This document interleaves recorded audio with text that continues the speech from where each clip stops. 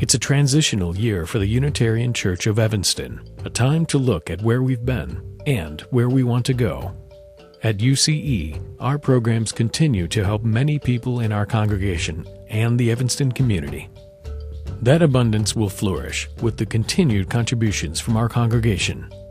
We talked with some of our congregants to find out what they like best about the church and how they think those programs are funded. What I like is just sitting in the chairs and looking out the windows at the trees, and I feel very relaxed, very calm. One of the things I love most about this church is that we do a lot of social action.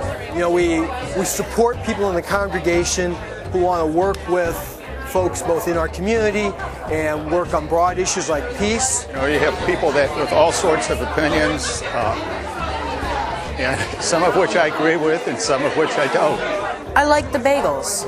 I know how they paid for that. We pay for them through our pledges, and I feel like those of us who like those sorts of things should be happy to pay for it. I don't know how they're paid for. Each year, we plan our budget based on the pledges we receive, not on what we think people will give. In fact, over 90% of the revenues the church uses for its operating funds come from us, members and friends of UCE. Pledges have an immediate impact. They tell us whether or not we'll be able to include everyone's favorite programs at UCE.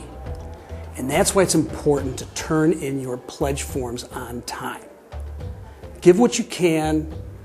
This year it'd be helpful to give a little bit more, since we do have the added expense of the search for a new minister. But give what you can so that we can include everyone's favorite programs here at UCE. I immediately felt I have come home. It was wonderful. Joined the choir that week, been in it ever since.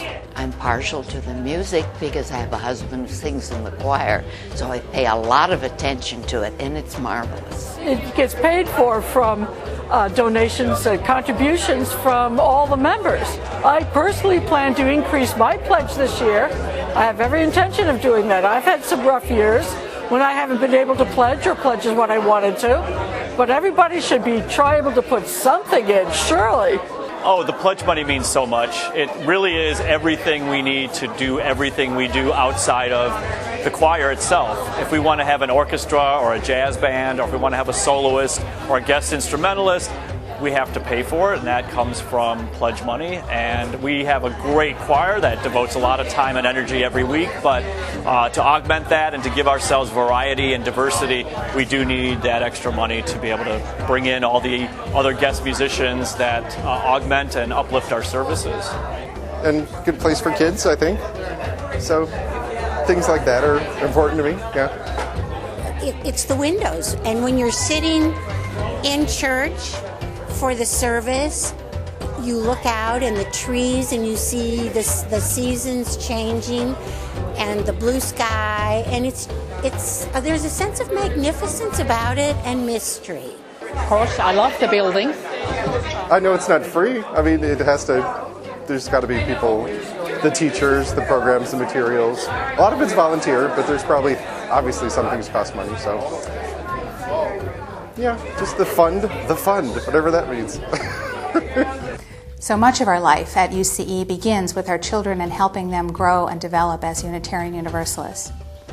We give them the tools to make ethical decisions and to develop their own beliefs and to decide how they want to live their lives. We start with nursery care for our youngest children and continue through the grade level classes, continue into junior high.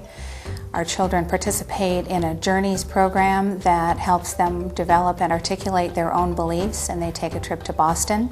We offer a variety of programs for adults, including a program on the Transcendentalist that was offered recently, learning about American literature and the place of our Unitarian forebears in American literature.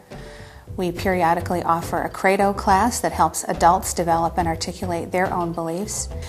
Lifespan Religious Education is supported by the pledges and gifts of our members and friends. The entire congregation helps by sharing their capacity for giving. I guess the most important part of the church for me is the family. And I have a place to be. And, it's just too much fun. We believe it's much more important what you do rather than what you believe. Okay? And this church pretty much embodies that. It is very important to pledge to support the church. Otherwise, there's no way to do it. Well, we are paying for it ourselves. I guess you pay for it the way you pay for anything that's important to you.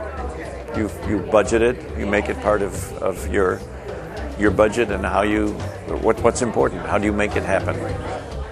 Every congregation I've served over the last 27 or so years that I've been doing interim ministry has had this as a goal, that they will reach financial stability to the extent possible so that they can then fund internal projects, internal spiritual growth, music, arts, all the things that we value, education, and that we can fund outreach into the community that is so desperately in need. It happens everywhere I serve. It happens joyously, it happens generously, it happens on time, and it is vital to the health of the congregation and to our movement.